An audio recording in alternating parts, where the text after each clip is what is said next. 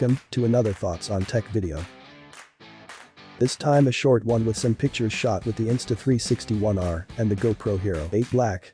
I am not a photo expert and will not give you very technical comments, just my honest opinion when looking at both photos side by side. All photos were shot with the cameras in the respective HDR setting. With respect to the colors, without any grading, just the results direct out of the cameras, I like better the ones from the GoPro. They just look less flat to me. I know you can adjust this afterwards with software, but right out of the camera, that is my opinion.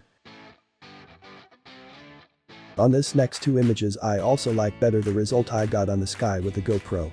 What is your opinion here? Please leave yours on the comments.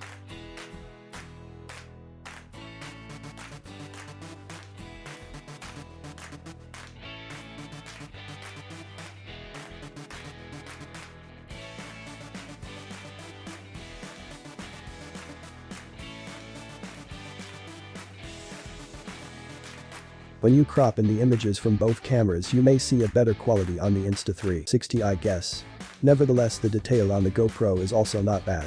If I only had to choose between both based on the results I got on my photos, I think it would be difficult to justify the price difference between them and go for the more expensive 1R.